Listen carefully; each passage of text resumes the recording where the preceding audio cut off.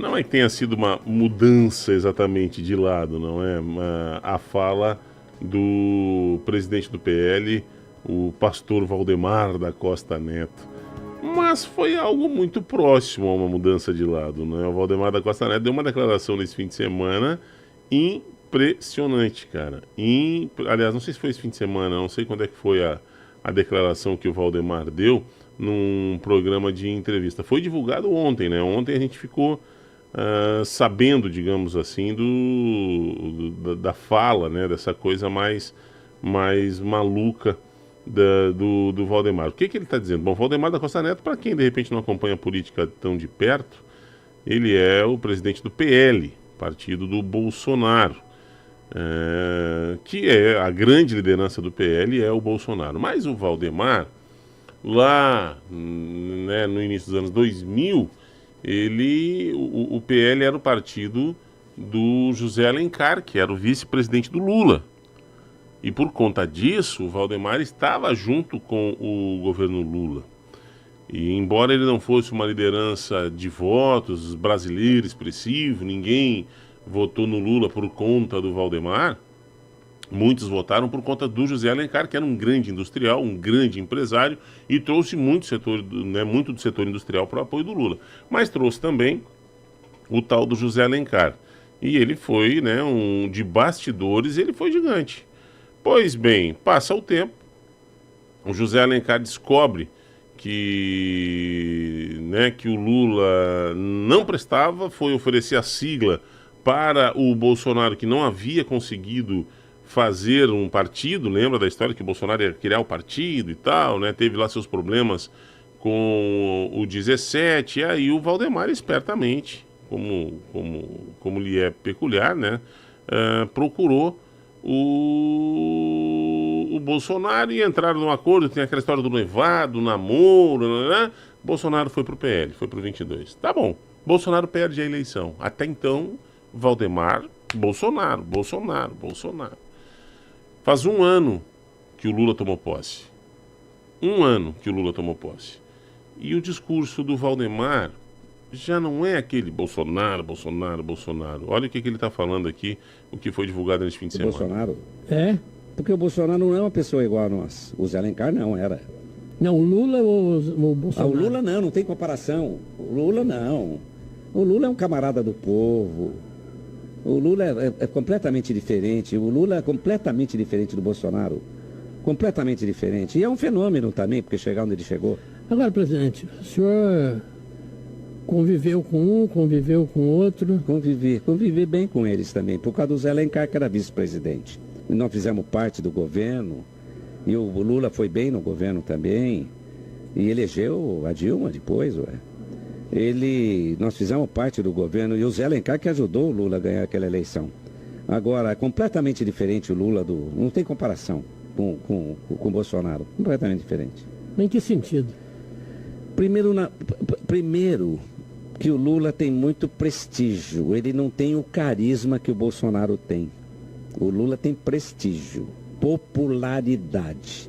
Ele é conhecido por todos brasileiros. O Bolsonaro não, o Bolsonaro tem um mandato só. O Lula, quando foi eleito presidente, ele foi eleito na 4ª tentativa dele para a presidência da República, sendo que ele já tinha tido uma tentativa para governo do Estado também. Quer dizer, o Lula está machucado. Pois é, mas quem é mais Deu para entender aí a tônica, né? O José Alencar só não tá mandando um sinal claro, né? O Lula tem prestígio e foi muito bem no mandato, tanto que se reelegeu e está onde está, e reelegeu a Dilma. Então, sabe? Olha, eu vou dizer um negócio muito sincero. Quem perde tempo hoje nesse discurso de nós contra eles beira a estupidez.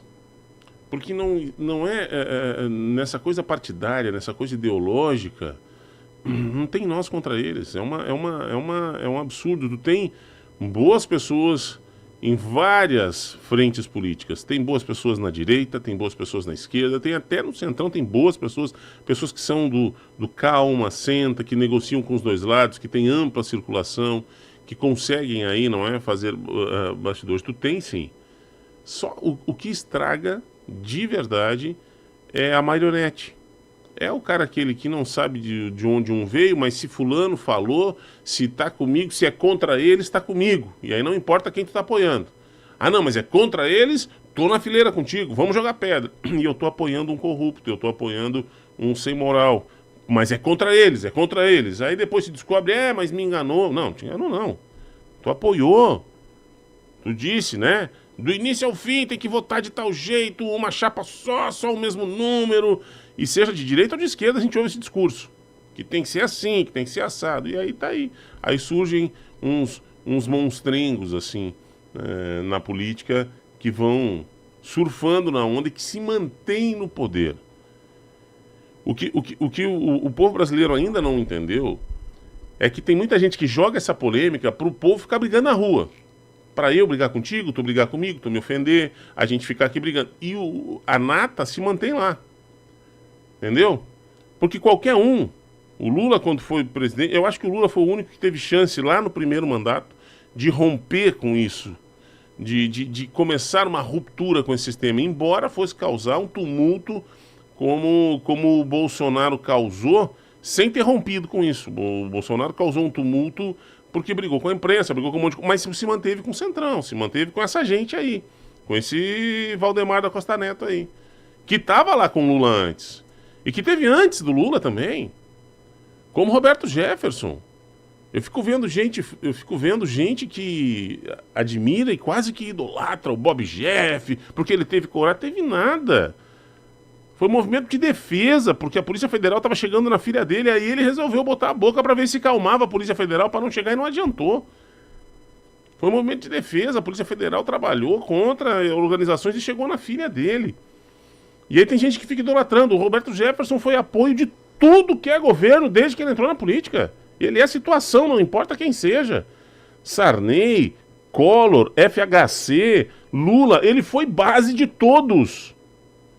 De todos. Foi base da Dilma, ele defendeu a Dilma, ele teve vários discursos dele, a Dilma sendo acusada, dizendo pro Zé Dirceu, tu vai botar na cadeia uma mulher séria, uma pessoa ética.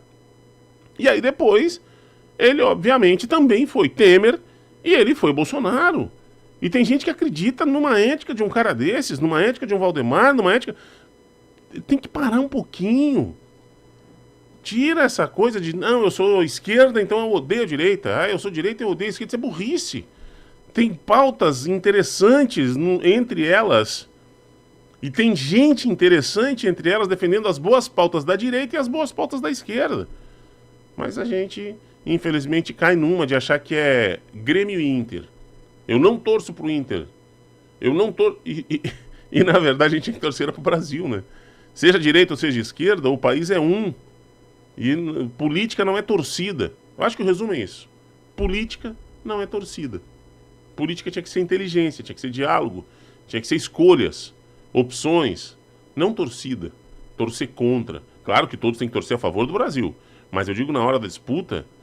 E isso é histórico aqui, tem gente me odiando aí, porque tem gente que Deus o livre, tem o tal cor partidário na minha casa e do outro partido aqui não entra. Eu sei, historicamente é isso. Agora a direita e a esquerda só aumentou um pouco, mas aqui sempre foi.